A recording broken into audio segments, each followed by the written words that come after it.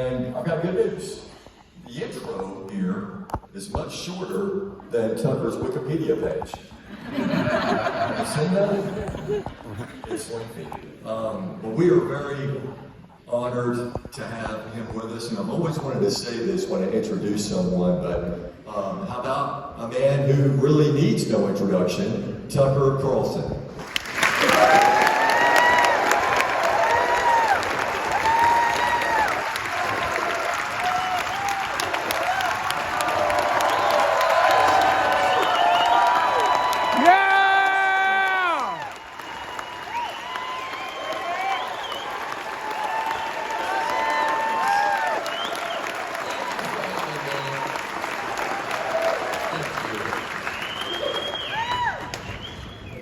You're probably the first unemployed person I ever invited to speak.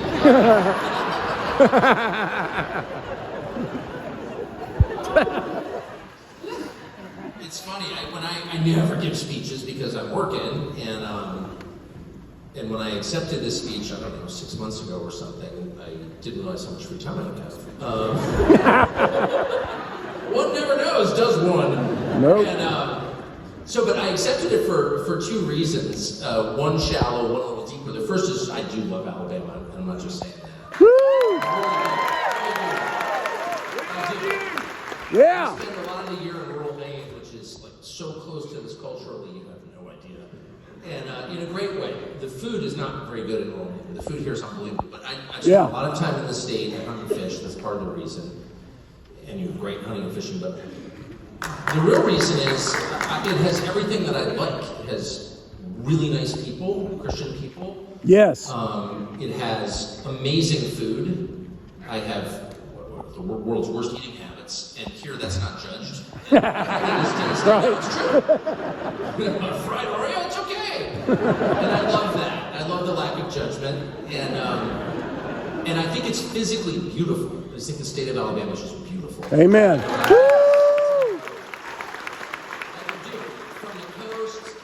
North Alabama, just the whole thing.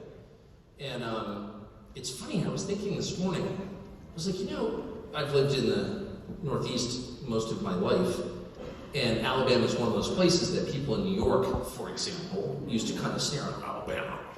And I thought this morning, I haven't heard that in a long time. I haven't been in New York in a while, I'll admit, but never going again. But, yeah. It's one of those things, perceptions, national perceptions kind of shift very slowly, and then you wake up in the morning and everything's different.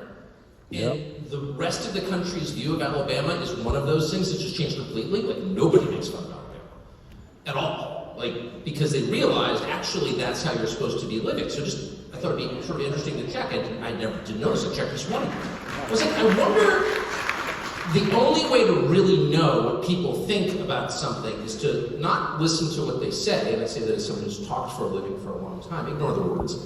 Watch what they do, watch how they live. Yep. That's the only accurate measure of what people really think. They spout these platitudes, because everyone else says it. Ignore that. Be like your dog, who understands not a single word of what you're saying, but knows exactly who you are. And watch instead how they do. So I thought it'd be kind of interesting to look at the population numbers in Alabama. Are people moving to Alabama? Oh yeah. Yep. Big time. And I love that. Why are they moving here? Well, they're moving here because Alabama is everything that you would want in a place that you live. It has cohesive communities, super nice people, gentle people who care about their neighbors. And it has an abundance of nature, something that we, I think, undervalue. Went through this weird kind of mass hypnosis where everyone was convinced we have to move to some horrifying concrete city in order to make a living, and sort of forgot that actually you need to see green or else you go insane. Amen. If you get too alienated from God's creation, you become fundamentally alienated. Yep. Nature is the most beautiful thing. Driving around here today, I thought to myself, when you think of Alabama, if you don't live in Alabama, as a sort of a place that has a lot of the past attached to it. And I thought today, and especially reading the numbers on what's happening in your state, that Alabama is not the past, Alabama is the future. Yep. And what a great sign that is. Anyway, so I love being here, and I will be back. But the second and maybe primary reason I wanted to come to this, especially Rainbow Omega, especially, is because I really, in a sincere way, support what they do, which is helping people, not in an abstract way, but in an actual way. And I went out to the campus today and was completely shocked by it, which is complete. I don't know how many of you have driven out there, but it's not far and you should go. It's just stunning in its beauty and in the vibe you feel when you're there. Now, admittedly, it is spring in Alabama, which is inherently pretty, but even by those standards, it's a completely, first of all, it's the tiniest place I think I've ever been. And that's meaningful to me. I believe in tidiness. I know nobody else does, and it's like totally fine to sort of let your lawn grow too long and, you know what I mean, not pull the garbage cans in after the trash man come, but I don't feel that way at all. I think if you care about something, you keep it tidy. And I think tidiness is an expression of concern, which is an expression of love. You know, if one of your kids goes to school with chocolate on his face, you know, you wet your thumb and wipe it off because you love the child. You drive through the campus, and again, I just cannot recommend it more highly. Just literally just drive through. And you see a place that's so well tended that the unmistakable message is, we care, not just about the grounds, but about the people who live here. It's just a beautiful thing. I mean, this is an institution with 88 people living in it, but it does not feel like an institution at all. It feels like a little village in the middle of a farm. It's just incredible. And there are greenhouses and blueberries. I had no idea blueberries grew this far south. I thought they only grew in Maine. Not true. Blackberries, whatever those are, in abundance. I felt like a bear. You know, I wanted to get out and chew on the bushes. But the thing that really, I won't forget, that really lightened my heart was seeing some people who live there walking down the road. And at one point we came up and they were sort of standing, talking right in the middle of the road. And there were a pair of twins and another person. And I looked at these people in their early 20s. And this girl turned to me, and her face was so radiant. It made me emotional looking at her. And I thought to myself, this is a Christian institution. I am no theologian, whatever the opposite of a theologian is, that's me. But I thought, I don't really understand a lot of this. God's on that person's side. God thinks a lot more of her than he thinks of me. That's the first thing I thought. And I mean it. There was something about this girl's face that just, again, radiated love. And wow, what a beautiful moment that was for me, and how much did that say about what Rainbow Omega does? Not only was it not depressing, it was completely uplifting. And some of the kids who lived there were here tonight and I talked to them. Remarkable. So why is that so important? Well, it's important because helping people is the core mission of life. For all of us, and it's the core duty that we have to one another to help, but it's the opposite kind of what you see in the rest of the country. I hate to say that, I don't want to be depressing, but I won't be, and I'm not going to go on some long Jeremiah about how things are bad. I think you may have heard that already. When I got Dan the other day, my wife's like, this is not all bad, that was pretty depressing what you were saying. Yeah, I got it. Maybe you should do a good news show, Maybe so. Amen. Amen. That's my wife's view. Amen. No, but as we were driving through, I said to I'm not going to embarrass the man who was taking me through. I said, it was so wonderful, 300 acres and just beautiful, just bucolic, pristine. And I said, and this just shows you what a lifetime of living in the Northeast does to your brain. I said, who did this? And I thought immediately there was some, obviously a local billionaire, some retail billionaire, who paid for this. Oh, the carpenter started it in 1990. Oh, okay. And I'm thinking, obviously billionaires of some kind. What did they do? Oh, he was a preacher. Really? Where'd all the money come from? Well, just people, who wanted to help. And they had a son with developmental disabilities, and he needed help, and they wanted to help other people as they helped him. And I said, well, who paid for it? Well, just people, who kind of stepped up and did that. And I thought, that actually is the way things should work. Amen. I live in a world, it's true, I live in a world where Woo! defects actually have distorted the world that I have spent my life in, is where everyone just kind of sits around and waits for Mark Zuckerberg to show up and write a check. Yep. It's true. It's almost like a feudal arrangement, where like if the feudal lord doesn't fix it, it just remains broken.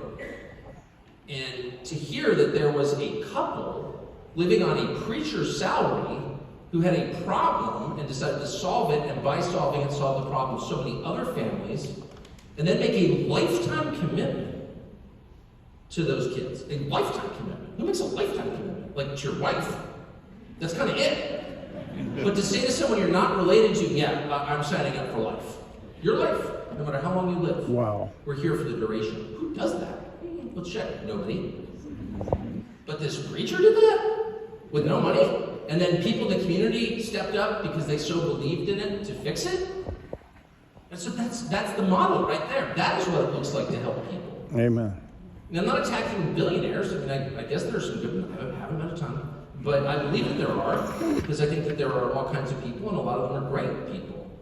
But the model that we now sort of accept as normal, where, you know, the economy kind of degrades, and then you wait for this sort of Lone Ranger to show up and save everybody with some big check and some huge idea about how we're going to end malaria or stop the global warming or whatever. I mean, I'm not even attacking that. I'm just saying, as we're worried about these big abstract problems in faraway places, or saving the planet, or claiming we can control the weather, or whatever we're claiming, there are kids with developmental disabilities who have aging parents, and the parents are legit terrified about what happens when they pass. Yeah. Why wouldn't they be? I can't imagine a greater fear. I have 4 children, and none of them have disabilities, but even I think, I gotta wait till they're all married to people I like. Is there a more human concern than that? I don't think there is. Is there anybody in this room who wouldn't be kind of ready to go if you thought your kids were set? I don't think there is. I think that's the most basic desire there is. To see the generations continue in stability and happiness, to know the ones you love are going to be okay. There is no greater concern than that. And anyone who's not answering that concern is not really focused on the core human problem. The core human problem is, how are your children doing? Can anyone think of a bigger problem than that? I can. In real life, not in nonprofit think tank life, where we sit and think about how to save the world. Okay, save the world, that's great. Ruts or ruck, as they say. But in the meantime, what's going to happen to your children? And so I think maybe that's the way you need to assess American politics, which is, after all, supposed to be designed to improve people's lives. What's the point of it, actually? And I've been thinking about this for a long time. I've been covering the news, or at least immersed in the news, or marinating in the news. I feel kind of soggy at this point. My whole life. I turned 54 in 2 weeks, and I've been doing this since 1991, so 32 years. And I haven't spent a lot of time thinking about what the point of American politics is, honestly, because I'm not a super deep person. And I sort of accept that, every 2 years there's a congressional election, every 4 years there's a presidential election, and then the parties sort of, put forth their most ambitious members, and then they kind of attack each other a lot, and then somebody gets the nod, and then we have a big fight in November, and there's a new president. Okay, so you get very caught up in the details of all that stuff. But very rarely, maybe it takes getting fired, do you have a minute to sort of stand back and say, okay, what is the point of this exercise? We're spending billions of dollars, we're consuming the attention of 350 million Americans, but why are we doing that? So somebody can have power? That's not actually a worthy goal. Making a middle-aged man feel loved is not a good reason to have a presidential election. Okay, it's just not. The point of the entire exercise should be to help people, and primarily to help them help themselves. Amen. Because actually, sending people stuff, if you treated your children the way the federal government treats our population, they'd all be in rehab. Yep. Amen. In a kind of patronizing and fanalizing way. Let me hold your hand. The world hates you. Everybody hates you. but I'm the only person who can save you. If you told that to your 13-year-old, what would happen? I mean, that would be a true disaster, and it would be your fault. Yep. So if you want to help somebody, what does that look like? Well, you do your best to restore that person's self-respect, which only comes through achievement, right? You'd want to make that person as independent as you possibly could. This is not some right-wing talking point, it's just an observation about people that seems very obvious, and it doesn't seem like a partisan point at all. It seems like one that any person, particularly any parent who's actually watched human development over time, watch your kids grow, what's good for them, what's bad for them, it seems like we could agree on that. And so I'm starting to think, I have thought for quite a while, but I'm starting to really believe that the divisions that we see in our society are pretty much manufactured, actually. Yep. A lot of them. Yep. It's pretty much fake. I mean, I can say I've spent all these years on TV, and like for the past, well, really since Obama's second term. The first term was all about how we're going to get past race, and everyone, I didn't vote for the guy, of course, because I didn't agree with him. But everyone I knew was excited about that, and by the way, so was I. I mean, invite some, elect some guy who I disagree with, but if we get to the point where we can all stop picking at the scab and move forward as one country, I mean, I'm just for that, I'm sorry, why wouldn't I be for that? As a Christian, I was totally for that. And the second term was like, oh no, actually, we're not post-racial, all we're going to talk about is race and make people hate each other on the basis of race. And I was like kind of bewildered by this. It's taken really all these years to figure out what that was. And we've never stopped talking about it ever since. Race, it's all about race. And I have to say, I don't travel a ton, but when I do, no one's ever come up to me and even mentioned race of any color. It seems like we may be overstating that.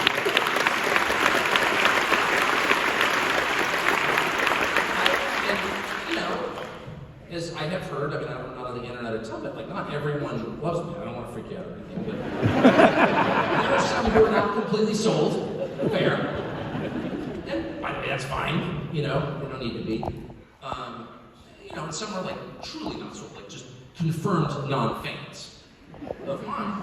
But in my real life, like flying on planes or going to CBS or whatever, going to the wherever you go.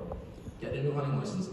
No one has ever come up to me and like attacked me on racial grounds. And I've never heard anybody else attack anybody else on racial grounds. Never, not one time. Maybe that exists. I don't know where it is. I don't think most Americans hate each other on the basis of their ethnic differences. I just don't see that. And if you can tell me where that exists in this country, I mean, I'm willing to believe it, but I'd like to go there and see it for myself. I don't think that's the main dividing line, actually. No, it's not. I think there are divisions, right? Different people are suspicious of each other. That's whatever. That's just the human condition. But I don't think there's like widespread race hatred in the country that I've ever seen, not one time. I think a lot of it is just, it's a lie, actually. Yes. Designed to distract people. I'm sorry? That. It's manufactured by the media. It's totally, you know what? I think it is manufactured by the media.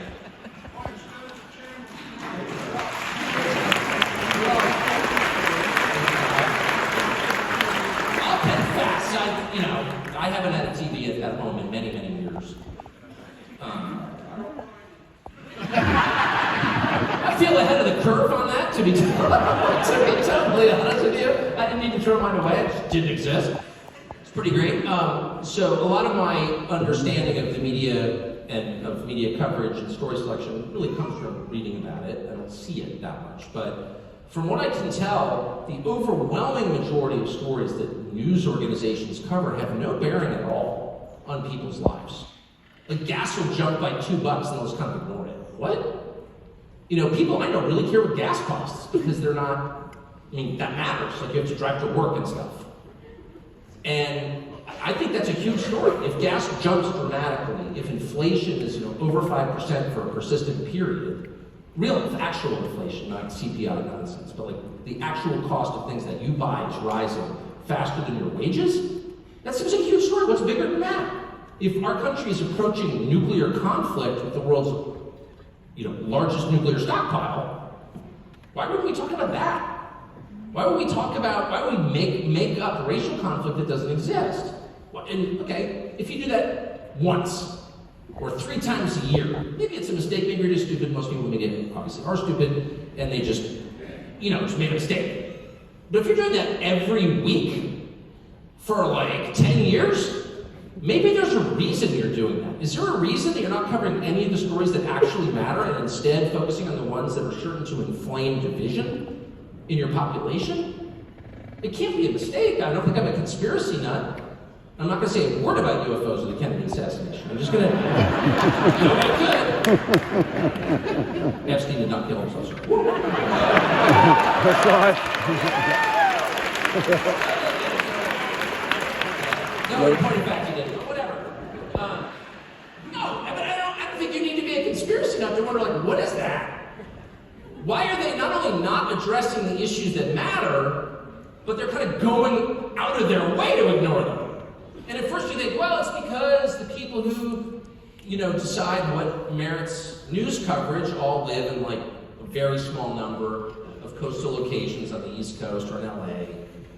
And they just have such a different life experience from everybody else, but they just don't know this is happening. Yeah, I don't believe that. I don't believe that for a second. They have no idea that the economy is sagging? Really? How could you not know that? They have no idea that we're actively fighting Russia in a war? Hey, maybe you're for that, maybe you're not, but maybe we should talk about it, don't you think? Yeah. A war with nuclear power, worth mentioning, I think. But they go out of their way, and instead they're like, oh, by the way, you should hate him, and he should hate you back. And I just think that's, at some point, you have to call it what it is, which is lying. Yep. And lying with a very specific purpose, which is to avert your gaze, to pull your attention away from the things that matter. That's not news coverage, that's just kind of classic propaganda. Exactly. And Yep. it's sort of scary if you think about it. And it's scary for a really simple reason. First of all, lying is always bad. It's always bad. Just lying by its nature, it's poison. And it hurts the person who does it, and it harms the person who receives it. There's never a justification for it. There are excuses for it. I'm afraid of being exposed for who I really am. That's why people lie. But there's never a justification for it. It's never the right thing.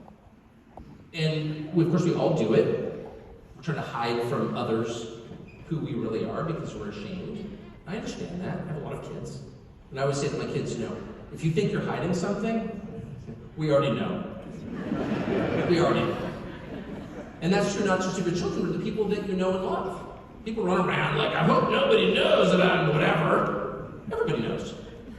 They can spell it on you.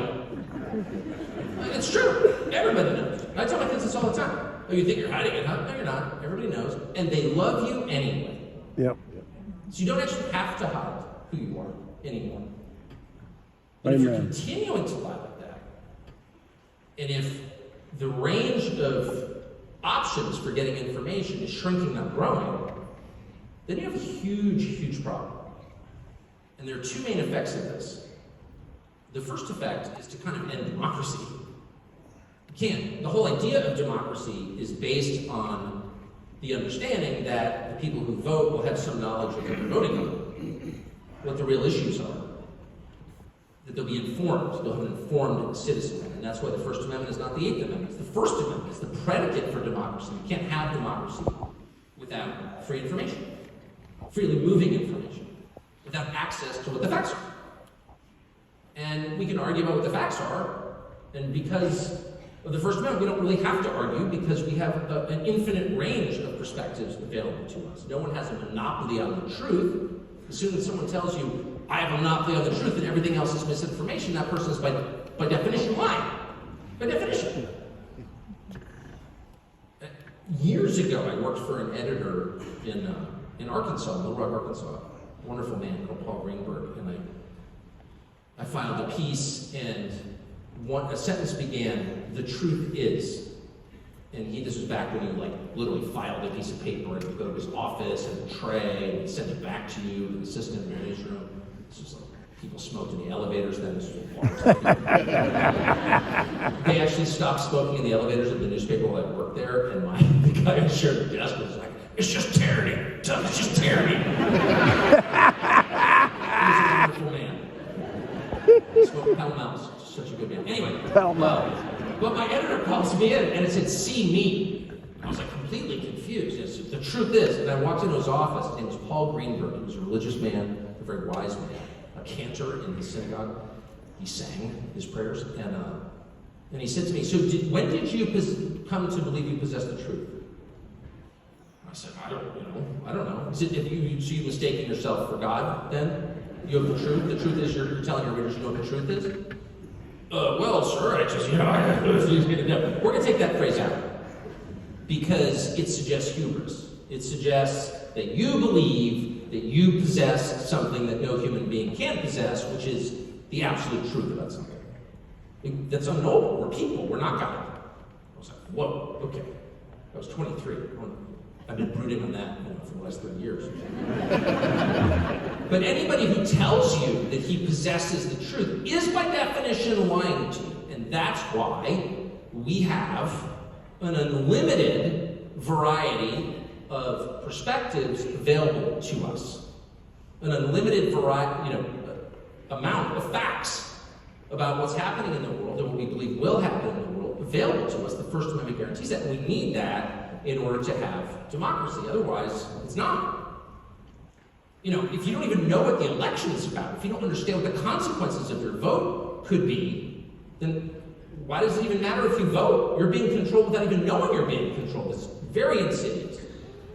But the second problem with living in a world where lying is the default setting of the news media, either explicit lying, just like telling you something that's provably untrue, or much more common, and I would say scarier, is just the exclusion of facts.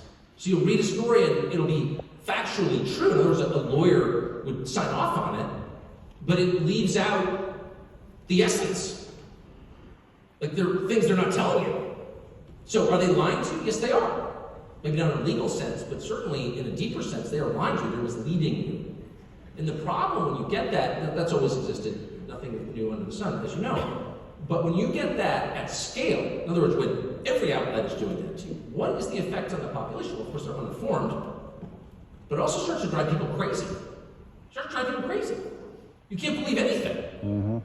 Well, that's very bewildering. That's actually a form of chaos, which is the one condition people just can't handle. Chaos. Like, I don't know what's going to happen. I don't know what's real. It's almost hallucinogenic. It's like Lucy in the Sky with Diamonds. I'm serious. And that makes people insane after a while. Like, you don't take anything at face value.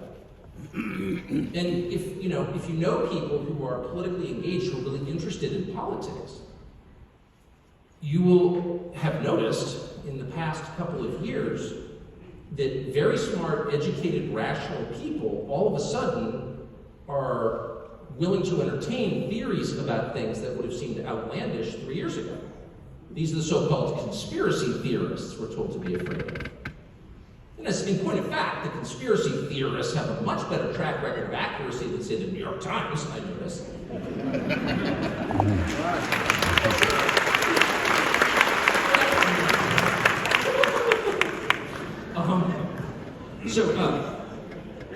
But there are also cases where I have close friends like this, where, if they're willing to believe things that seem, even to me, the most open-minded person you will ever meet, ever, I'm willing to believe anything if you can prove it. I've lived long enough that I know anything is possible because I've seen it.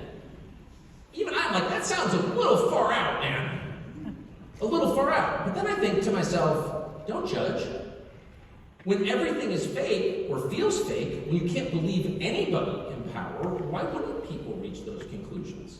I'm serious. Like, whose fault is that, actually? If they can't even tell you the truth about a communicable disease that's killing people, they're absolutely lying to you about that. Amen. And not just lying to you, but lying to you with the knowledge that you must know that they're lying to you. That's the spooky part. It's scary, kind of. It's scary. Like, they know that we know, but they don't care, and they keep lying anyway. I went to the White House press secretary. This is a show. This is unbelievable. You'd be like, well, whatever her name is, dumb press secretary lady.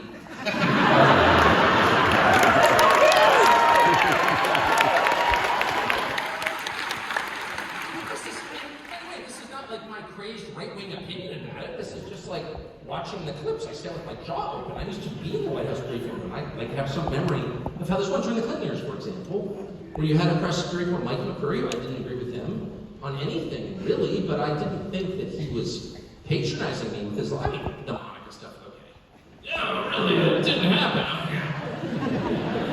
But you know, if I'm being totally honest, I disapproved of that, of course. But it's like I'm a man. Like they lie. I didn't think he was bending reality by telling me that Clinton didn't have a relationship with Monica Lewinsky. I thought he's paid to lie. Like, I get it. But a lot of it was just a matter of disagreement. You would say, well, here's the federal budget. This seems too big to me. And he's like, no, I think it's too big, and here's why. And so you have a sort of a rational conversation where there's a presumption that you weren't a total moron, that you weren't a farm animal, and that you had to be treated like a human being with respect, and they had to sort of win you over with facts. That was the bottom line. That was the bottom line assumption, right? Now I watch this president's press secretary, and it's like, well, it's it's noon. No, it's not noon. No. It's not at night. It's very dark out. People are cold. Oh, it's a sunny day in August. No, it's not. It's the dark of night. And we're going to fix that with our climate policy.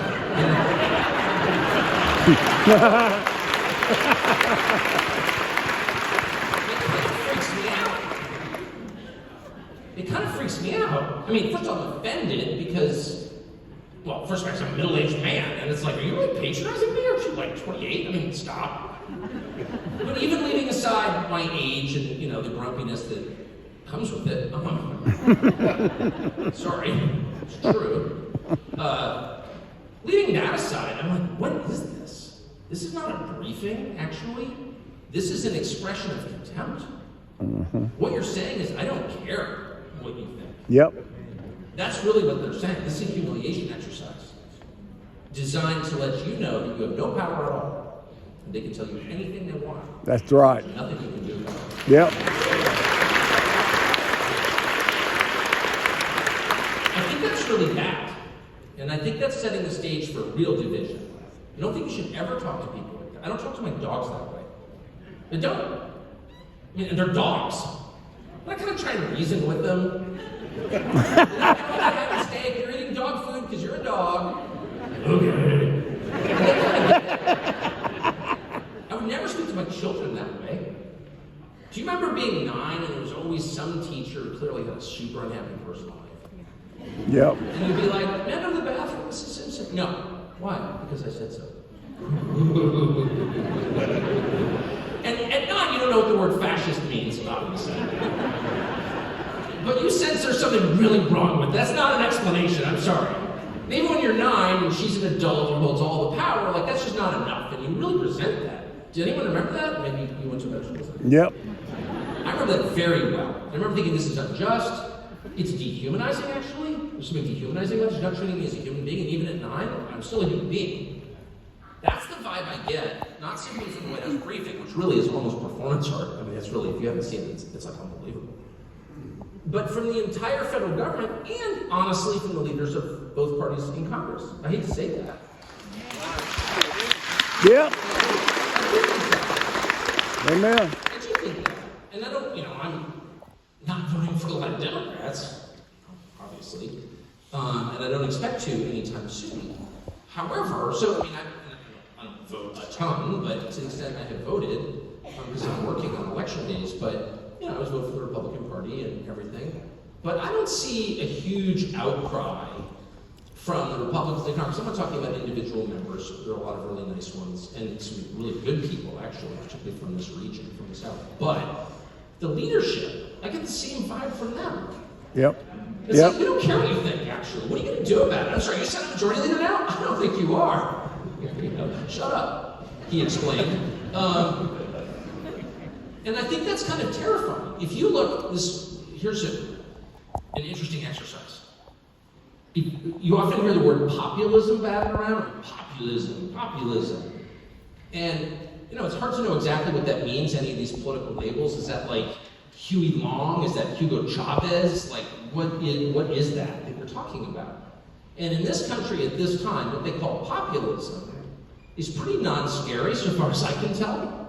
I haven't heard anybody calling for appropriating the land of anybody, imposing 100% tax rates on Bill Gates. No, I'm open to that, but I'm just saying. No, I'm just kidding. I'm not. That I would admit in public. Okay, I'm for it, but whatever. I think that's irresponsible. But the populism that, there are only like 4 populist politicians in the country, and they're all reviled by everyone in charge, and they're so dangerous, and they're all Mussolini, and next thing you know, they'll be concentration camps. Okay, great. Are they the ones who ran everyone during COVID and locked them down in their homes, kept the kids out? I don't think they are, actually. But the populism that we see in this country right now is really, it's not even a demand, it's just a polite request that politicians sort of pretend to address the issues that people actually care about. That's really what it is. Yep. No one's calling for hurting anybody, it's just the opposite. In fact, the people who are hurting the population hate populism. But the populace at this point, this could all change, of course, because politics is fluid, and it does change. Sometimes very abruptly. But right now, it's just like, hey guys, there are these problems. Can you just please, just for 1 second, take time out from whatever weird thing you're doing that has nothing to do with my life, and just like pay attention to me for 1 second? And the answer is not only no, but I think we may have to arrest you. And so, a pretty good way, and at the same time, we're arresting you because democracy, we're really supporting democracy. Democracy is what we care about. That freaks me out every time I say that, because of course it's exactly the opposite. Therefore, democracy, they would perform a very simple exercise, which I just do occasionally to amuse myself. And that's just get public opinion polling, pick your polling firm, aggregate all of them together, doesn't matter. Polling's done every day by a bunch of different companies on what Americans care about. And it's very straightforward. This is not sophisticated stuff at all. It's like, hey, Mr. and Mrs. America, what do you care about? Just put your concerns in order. And they're always kind of the same. The economy, always number 1. Crime, immigration. Those are like the top 3. And then compare those concerns to the concerns of the people leading the country. Are those their top 3? Are they in the top 50? No. In fact, not only are they not on the list, the opposites are on the list. It's like, I'm worried about the economy. Okay, we're going to print some more money and increase your inflation and just totally devalue the US dollar until we're impoverished, and then we're going to take control of it through digital currency. Is that what you're saying you want? Oh, it's the opposite? What you want? Okay, we're going to give you a double helping of what you don't want. Oh, you think the country's changing so fast you don't recognize it, and maybe like you didn't sign up for that? Oh, we're going to let in 7 million people without asking your permission illegally, and they're just going to live here forever. Like, if you don't like it, you're racist. Shut up. Huh? Crime? Yeah, my elderly mother's afraid to go to the grocery store. Okay, we're going to let everybody out of prison. And if they kill you, you can't defend yourself. Is that kind of what you're asking for? No, it's the opposite. Shut up. You're a dangerous extremist. Because democracy. Democracy.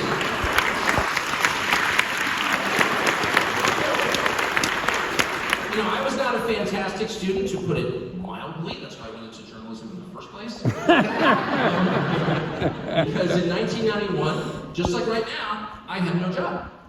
And I wanted to marry my high school girlfriend, and her father was a wonderful man, but a clergyman, and kind of a no-nonsense character. It's like, actually, no unemployed boy can marry my daughter. It's kind of the rule. So I hastily got a job in journalism, and then, 32 years later, I'm still here. So I didn't, pay super close attention during civics class, but my understanding of democracy is it's a system, whether it's direct democracy as in Athens or representative democracy as in the United States in 2023, a system by which the government represents the will of the people. Maybe not precisely. Like maybe the people decide they want, I don't know, free Twix bars. And the representative's like, let's slow down on the Twix bars, but we're going to give you instead, I don't know, some better option. We're going to give you score bars or whatever. I mean, it's not precise, okay? The majority doesn't get to determine everything, but over time, what government does tracks pretty closely what the people want the government to do. That's called democracy. There's no other definition of democracy. So if you're wondering whether you're living in a democracy and whether you personally are a threat to democracy, and if you're a decent American and someone says you're a threat to democracy, it probably hurts your feelings. You don't want to be a threat to democracy. You believe in democracy. So just ask yourself, who is closer to democratic ideals. You are the people accusing you of a crime, probably you. And that's what freaks me out. Again, what they're saying is precisely the opposite of what's true. It's not just a shade off, it's the mirror image. Yep. And that scares me, because that's sociopathic. Yep. I've thought a lot about lying. I'm really interested in lying. Why do people lie? Because it is so bad. It's so bad for you. And it's like worse than a drug problem. I mean that, because it hollows you out inside and makes you weak. It divides you from other people and from God. It's just like, it's really a bad thing. We all engage in it, and it's totally wrong and perilous. So I'm interested in it. And the way that the lies are being told to us now is bewildering. So most people, when they lie, I have noticed, again, raising children, covering the news, they lie by degrees. So you get out of the kitchen in the morning, you had a box of Oreos, and they're all gone. And you know that you didn't eat them. And your wife's probably not scarfing down the Oreos. So the kids file in for breakfast, and the first one, who's got Oreo crumbs on his face, you ask the obvious question: did you eat the Oreos? And if you have a normal child, I'm sure you've all experienced this, the kid will be like, did you eat the Oreos? Yeah, I had 2. You didn't have 2, dude. You ate all of them. And you know that. The kid is not doing anything weird. The kid is doing maybe what you would do if you got caught eating the Oreos. You're not going to who eats a whole box of Oreos? You're sick. Okay? So you're not going to admit that. They said a couple, I don't know what happened to the rest. That's not the kind of lying we're seeing. What we're seeing is if your kids came down to him with Oreos on his face, you said, did you eat the Oreos? And he goes, no, you did. Right.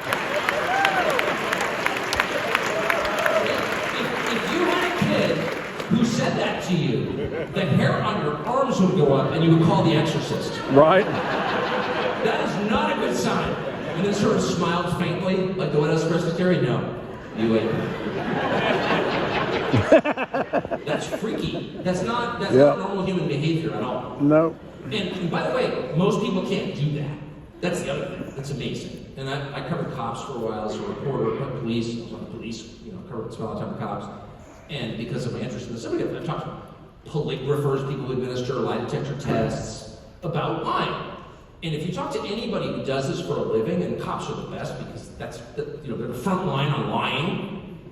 They're not the judge, but they're the person who first makes the determination: is this human being I've apprehended guilty of something? And they're very good at detecting it. If you ask them, like, what percentage of the population can just infer it, just make up something completely false when it's obviously true? And I'll tell you, like, very few people can do that. Very few people can beat a lie detector test. You'd have to be a true psycho to do that. You'd have to have some sort of incredibly dark conscience or lack of a conscience. You'd have to be a sociopath to do that. Yep. And yet I see that everywhere. Yep. And I think the costs of this are much higher than we imagine. I think if you keep doing stuff like that, if you keep making everybody paranoid and crazy, if you undermine their belief in the core systems, and the core systems, of course, are the democratic process. Does your vote count? Do elections mean anything? Do they correlate at all with the kind of government you get? Does the government even listen to you? Does the government care about you? Is the government trying to hurt you? There's evidence that that's true. There is. I can't answer that, I don't know. Kind of seems like they are. You close the gym during COVID? Would you keep the strip clubs open? What's this? Tell me how that works. I'm serious. I'm not attacking strip clubs, but like, you can't have a gym, but you can't have an abortion clinic. Really? Is that a sign of love? Do you really love me? He can say he loves you, but if he's treating you like that, he doesn't love you. That's just true. The cost of that over time is just absolutely profound. It's profound. And you could wind up in a place you do not want to be. I don't think this is small-time stuff, I think it's big-time stuff. And so what can you do about it? And I'll end with this because I talk too much. No. Come on. You can do two things. No, you can do two. Sorry, there's a reason I became a talk show host. Well, you don't want to sit next to me on an airplane. And another thing! I want to see wife always goes, she's such a wonderful person, but she's never criticized me, but she did say in a very gentle way once, I don't think really people want to see pictures of your dogs. And I said, I disagree, I really think they do. and the sad part is I totally meant it. I was like, people definitely want, I've got a couple dogs that look so beautiful, and just blow your mind. It's like looking at a Monet, water lilies, you're like, how did that happen? Like, it's just so beautiful and transformed inside. Like, I'm a better person. From looking at your Springer Spaniel. Anyway, sorry. Woo! So the two, sorry, I beg your pardon. So the two things that you can do, I would say. The first thing is to seek truth. Amen. And seek truth in your human relationships, always with humility, mindful that it's pretty hard to get to the core truth of anything in this life. It just is. Through a glass darkly, like that's real. You can't really know what's going on, and I think we should accept that and accept the limits of our own knowing, of our own intellect and our own perceptions. They're sometimes wrong. I've supported things that turned out to be completely insane. I supported that. What happened to me? I don't know. That happens. So going into it with humility, that no, I don't have all the answers. That's a prerequisite for wisdom. Knowing how ridiculous you are, as my father always used to say, is a prerequisite for wisdom. If you don't know that you're ridiculous, you're extra ridiculous. Yeah. So approaching it with humility, no, I'm not exactly sure what the truth of anything is. But I know that truth exists. It's not just a theory, it's a reality. Some things are true and some things are false. And while we may never get to what is the deepest level of truth, we can move in that direction, and we can begin by telling the truth ourselves. That's kind of what we can control is what we do. And, they can impose lies on us. It doesn't mean we have to live them. You don't have to live a lie. You can be honest. It doesn't mean you need to be loud or on some stupid cable news show. Yeah, always meant. But it does mean in your personal conduct and your relationships with others, telling the truth, sometimes very softly, sometimes simply refusing to lie. As I would always tell my kids, you don't have to say everything that's true. Sometimes maybe you shouldn't. You need to, as my co-host James Carlson once said to me in a very, I thought, helpful way, he said, I think it's important to appreciate the beauty of the unexpressed thought. And as I've aged, I've come to appreciate that more. But not saying something, while it's not the most courageous stand you could take, sometimes it's the right thing to do. But it's very different from participating in a lie. They want you to lie. They not simply want to lie to you, they want to implicate you with a lie. They want you to repeat their catechism. They want you to agree that 2 + 2 = 5. It's so important to them. That's ultimately what they want. Why do they want that? Because if you can get someone to say something he knows isn't true, you control him. Yep. Not just his body. You can control my body, and it's not hard. Come shoot me. Okay, wow, I'm impressed. You shot me. Okay, well, it takes a lot of talent. It doesn't. That's a blunt instrument. But to control someone's brain and get him to say, I really need to wear a mask inside my car alone to protect myself from COVID. It's very important. Come on.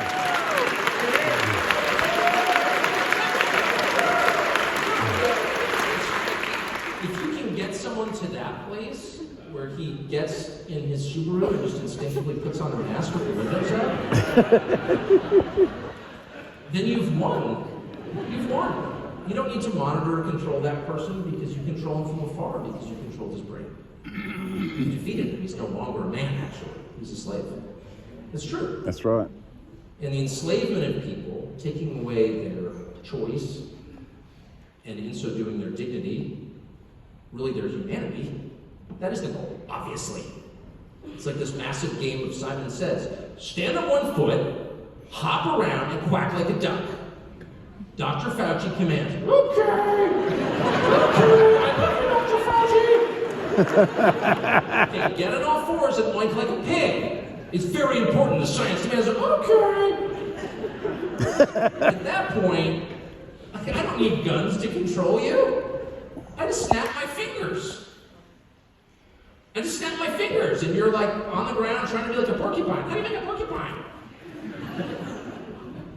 Not participating in that is essential, both for spiritual reasons that will corrupt you, allowing yourself to repeat something that you know in your heart is not true will corrupt you.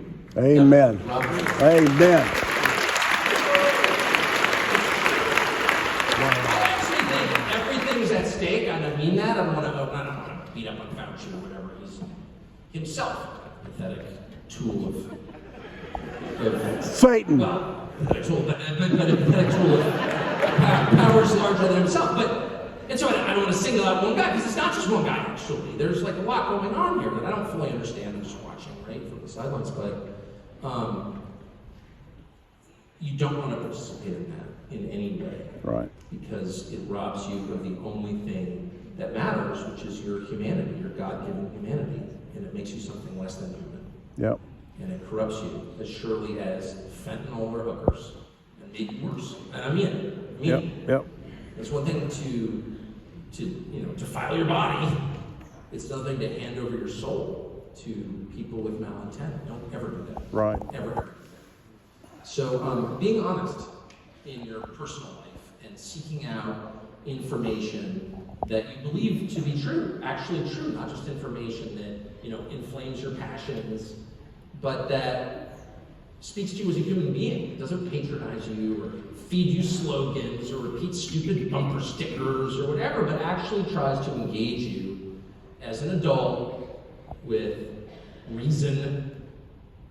Do you know what I mean? Like finding information that's real, or that seems real, as best you can ascertain, is really, really important. And there are so few places to find it, but they exist because the internet's a big place, and I would not be intimidated in searching that out. And you'll notice that the gatekeepers, the people who have the media monopolies, and it's a smaller number every year, basically it's Google, Facebook, and a few others, NBC News.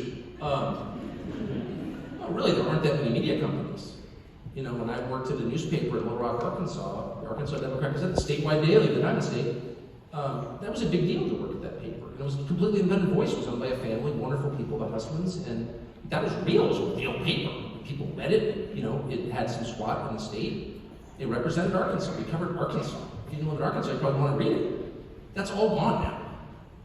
And it's a relatively small number of companies that control almost all of the information. You notice that their incentive, both for commercial and other reasons, is to dissuade you from ever looking elsewhere for information. Oh, that's conspiracy stuff. You're a conspiracy. You're a crazy person, probably in QAnon. Call the DOJ. Don't let them intimidate you. I mean, of course, there's tons of wacko stuff on the internet. A lot of it's read at CNN.com, But don't let them make you feel like you're a bad person because you want a second source. If you went to the doctor and he's like, unfortunately, you have inoperable pancreatic cancer, and you're like, wow, it's kind of a heavy, kind of a heavy diagnosis. Maybe I want to just get a second opinion just because, what? What are you, a freak? You want to get a second opinion? Get out of here, weirdo! I'm calling the cops. What's wrong with asking another doctor to confirm your... Shut up! That would not instill faith in that doctor, would it? Don't look elsewhere? I have the truth? And if you don't believe it, you're a criminal? Whoa. I actually don't even think they do that in North Korea. No, they don't. I've been there. It's a Stalinist state. You would not want to live in North Korea. Of course, I'm not defending the regime, the Kim regime in North Korea. But I will say one thing that does make them a little easier to deal with than Western systems is there's a lot less self-righteousness in a Stalinist state.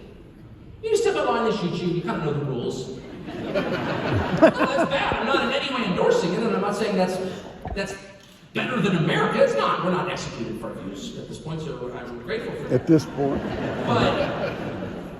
But I have to say, again, as an adult man who pays his taxes every quarter, I don't really want a moral lecture from a moral pygmy at this point. I just don't. Amen. I just don't.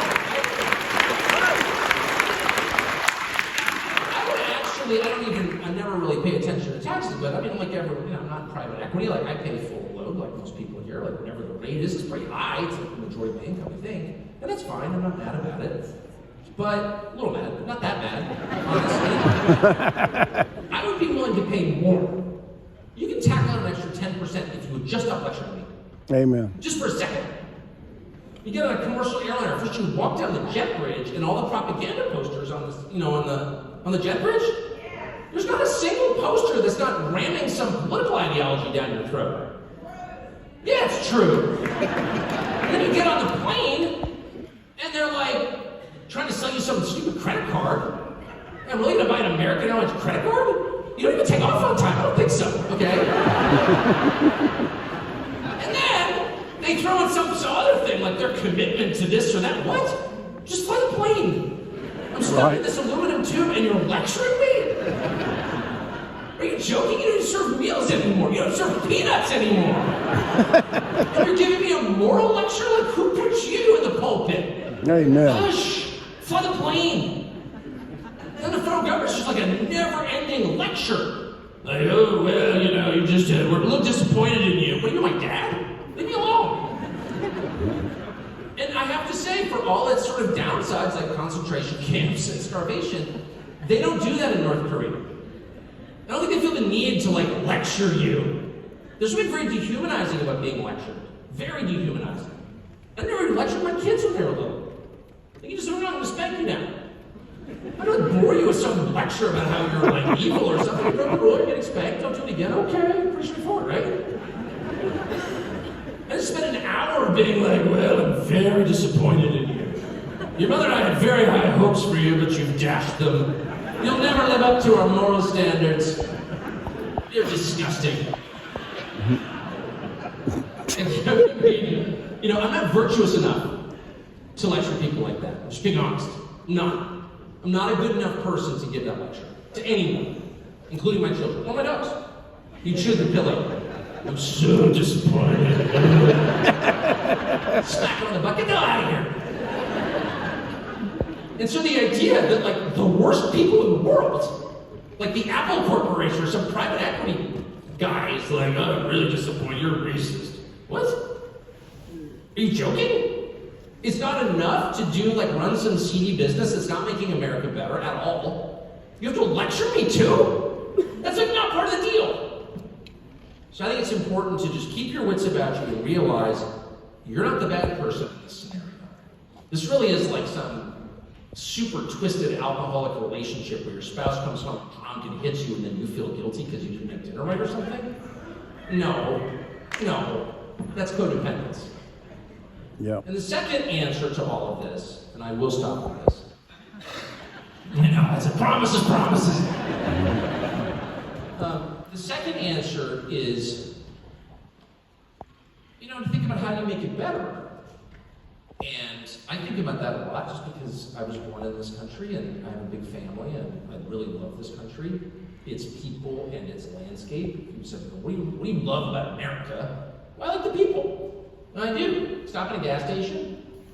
Most people are really nice, actually. And it's the prettiest country. I've been all over the world. I've been in many countries, dozens and scores of countries. And this is the prettiest country, by far. It's unbelievable. I saw it today in your state, which, again, I just want to say I mean it. It's beautiful. So, I'm not some hyper-patriot former Navy SEAL or anything, but I'm like a sincere lover of the country, and I wanted to get better. And how do all of us in our small incremental ways make it better? Well, Tucker for president! Woo! Run for president? I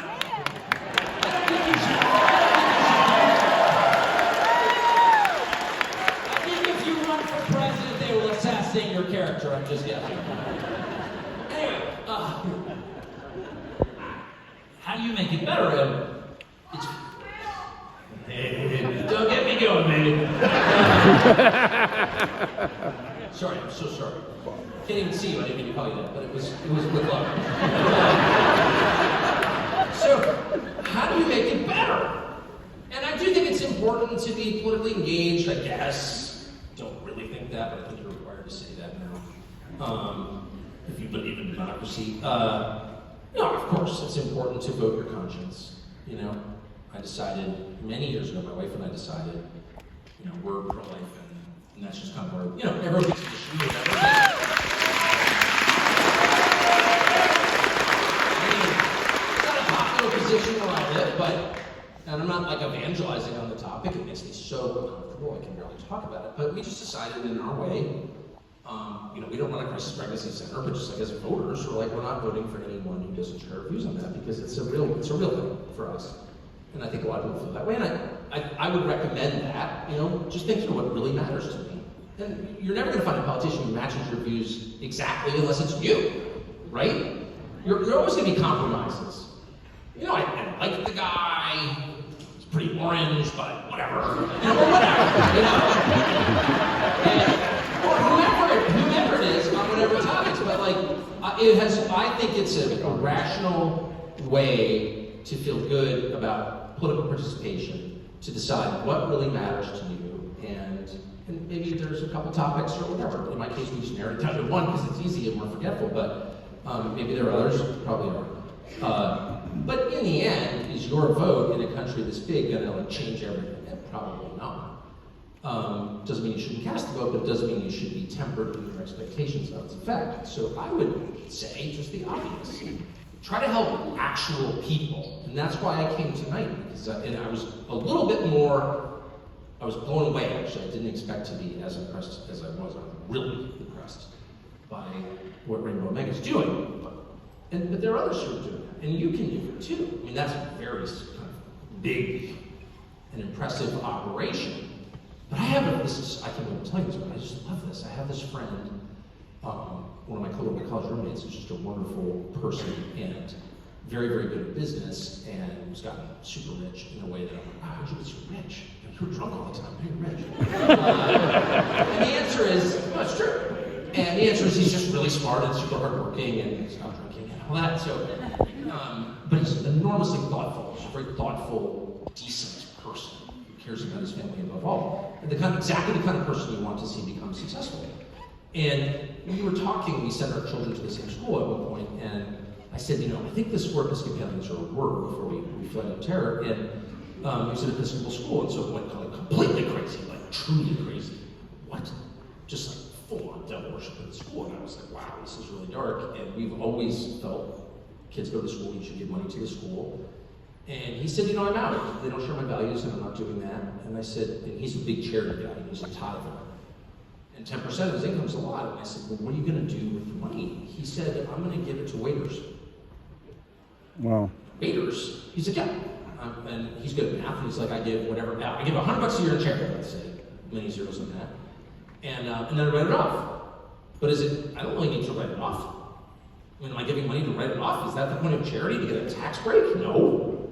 And I'm going to give it to waiters. I'm going to give the whole thing to waiters. And I eat out, whatever, 112 times a year. I kind of figured it out. I got my calendar out. And I'm going to divide that amount by 112, and I'm going to give each waiter like $8,000. And that's what I'm going to do. Whoa! I was like, for real? He's like, yeah. Because I want to help a person. And if you give that to an institution, and there are some institutions that deserve it, like the one on whose behalf I'm speaking tonight, but if this institution doesn't share your values and you're just reflexively giving it, then you're not helping actually. If you give to Rainbow Omega, you can drive out there and see how are the beneficiaries of this doing? Well, you'll meet them on the road and their faces are beaming with joy. Wow, an actual person is being elevated by my gift. But if you don't have that outlet, or you don't know of a charity that you trust, then I can think of a lot worse ways to spend your money than giving it to a flesh and blood person who is working his hardest for low pay. You help a person like that, maybe they'll go spend it all on malt liquor. You can't be sure. But if someone's showing up at work every day to clear your plates, pretty good chance that person is trying really, really hard. Yep. And I think we want to reward that. I do. Yep. I do. I mean, there's an awful lot of emphasis on helping people who are making no effort at all to help themselves, and in fact, who are taking. Right. And, you can make a case for that. Again, I'm not a theologian. I'm not going to weigh in on whether that's good or bad or whatever. But there's almost no emphasis at all on helping people who are sincerely trying and kind of not making it. sort of almost there but not there, who are accumulating a little more credit card debt every month. I've actually been one of those people for a period of my life. I'm sure everyone in this room has had that feeling, like, wow, we actually don't have enough money. Should I tell my wife? She'll cry. I don't know, I'm laughing, it's not funny, but everyone's been there. Why not give it to someone like that? In other words, whether it's your charitable contributions, the checks that you write, or the services that you perform, the deeds that you do, knowing that there is a flesh and blood human being in need whose life is being tangibly improved by what you do, that's what charity actually is. Amen. Woo! I personally think that ought to be the role of the federal government. They ought to think that way. How do I help my people? 105,000 died of fentanyl ODs last year. How do we fix it? I'm not sure, but ignoring it is not the first step. It's not. But they do. So the government, I don't know what the problems are exactly, despite watching them for a living, and I'm not exactly sure how we can fix them, but I know that we can help each other. We don't need to wait for an election to do that. You all have proved it in what you're doing. We can do it now. And I think doing it is a reward. If you want to save the country, love each other. Thank you. I appreciate it.